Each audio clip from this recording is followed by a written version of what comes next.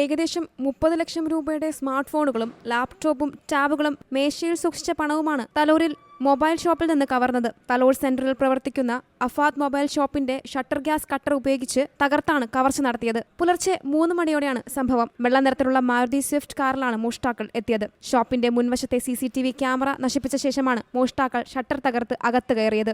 മുഖം മറച്ച 2 പേർ അകത്ത് കയറി ഷെൽഫിൽ വെച്ചിരുന്ന വിലപിടിപ്പുള്ള സ്മാർട്ട് ഫോണുകളും ലാപ്ടോപ്പുകളും ടാബുകളും 2 ചാക്കുകളിലാക്കി കൊണ്ടുപോകുന്നത് ഷോപ്പിനുള്ളിലെ CCTV ക്യാമറയിൽ പതിഞ്ഞിട്ടുണ്ട്.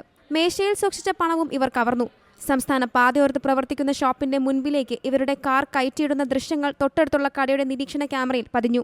ഏകദേശം 1.5 മണിക്കൂറോളം ഷോപ്പിന്റെ ഷട്ടർ ഉയർത്തി നിർത്തിയാണ് സംഘം കവർച്ച നടത്തിയത്. ഈ സമയത്ത് മൊബൈൽ ഷോപ്പിന് സമീപത്തെ കടയിലേക്ക് പച്ചക്കറിയുമായി വന്ന പിക്കപ്പ് ഡ്രൈവർ വരുന്നത് കണ്ട് മോഷ്ടാക്കൾ കാറെടുത്ത് പോവുകയായിരുന്നു. തൈക്കാട്ടുശ്ശേരി റോഡിലേക്ക് തിരിഞ്ഞു പോകുന്ന കാറിന്റെ ദൃശ്യങ്ങൾ പോലീസിന് ലഭിച്ചിട്ടുണ്ട്. ചാലക്കുടി DYSP നേതൃത്വത്തിൽ പുതുക്കാട് പോലീസും വിരലടയാള വിദഗ്ധരും ഡോഗ് സ്ക്വാഡും സ്ഥലത്തെത്തി പരിശോധന നടത്തി.